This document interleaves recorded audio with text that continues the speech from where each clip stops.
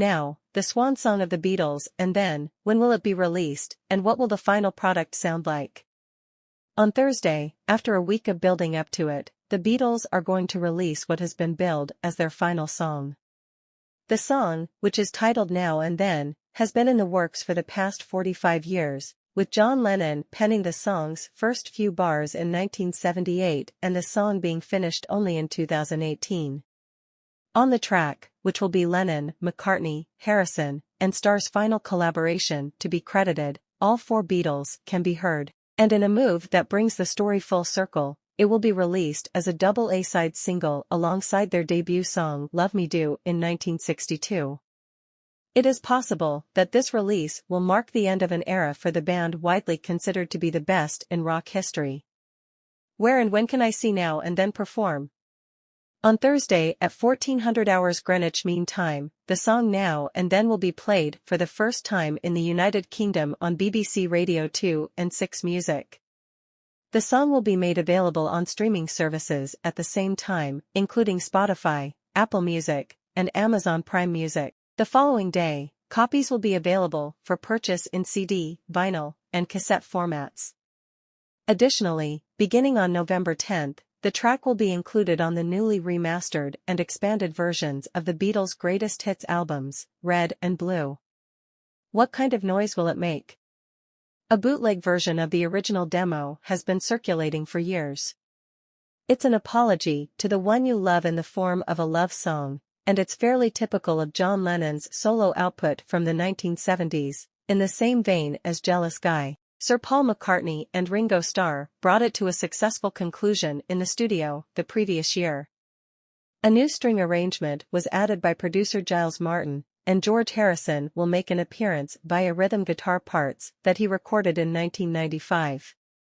According to those who have heard the completed track, it is a profound and emotionally moving reflection on the band's friendship. When was Now and Then originally published? In 1978, John Lennon recorded a demo at his home in New York City, consisting of vocals and piano. This is where the story begins. After her husband's passing, Yoko Ono, his widow, gave the recording to the surviving members of the Beatles on a cassette that also included early versions of Free as a Bird and Real Love. It had been 25 years since the Beatles had released anything that could be considered new material when those two songs were finally finished and issued as singles in 1995 and 1996. The band also made an attempt to record Now and Then, but they gave up on the session rather quickly. Producer Jeff Lynne recalled how they were just really messing with it on one particular day and afternoon. In the end, the quality of the recording was deemed to be unsalvageable due to its poor condition. McCartney never gave up on the idea, despite reports that Harrison thought it was ridiculous. Is it possible that artificial intelligence was used to complete the song? To some extent, that is correct. In the course of the production of the documentary titled Get Back, directed by Peter Jackson, the production company that he heads created a piece of software that enabled them to demix muddled recordings of sounds that overlapped one another. The band's album, Revolver, was given a fresh sound with the help of this technology about a year ago. It needs to figure out how John Lennon's guitar sounds, for example, and the more information you can provide it with, the better it will get, according to what Giles Martin said to the BBC. For the song Now and Then, the software was able to lift John Lennon's voice from the original cassette recording. This was accomplished by removing the background hiss as well as the hum of the mains electricity, both of which had hampered previous attempts to finish the song. In McCartney's words, the sound quality of John Lennon's voice on Now and Then is excellent. An eye-opening illustration of what this means was provided by a 15-minute documentary that aired on Wednesday's episode of The One Show. The documentary demonstrated how the thin and spectral voice of the 1970s suddenly sounds as though it was recorded in Abbey Road itself. Is there going to be a music video?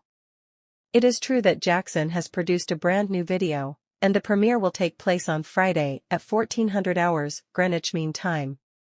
It will include footage that has never been seen before, such as a few priceless seconds of the earliest known film of the Beatles, which was provided by the original drummer for the Beatles, Pete Best, and his brother, Rogue Best.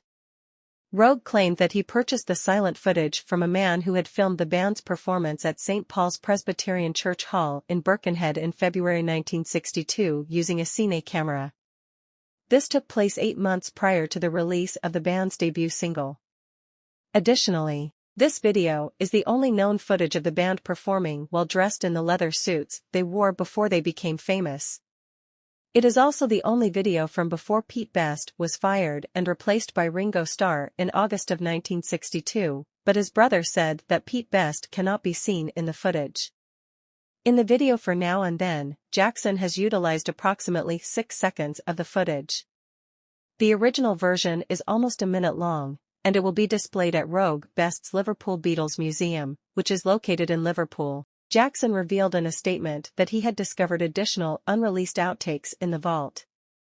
In these outtakes, the Beatles can be seen acting casual, humorous, and rather candid. We incorporated the humor into some footage that was shot in the year 2023. The end result is pretty insane, and it helped the video achieve the much-needed balance between the humorous and the tragic elements.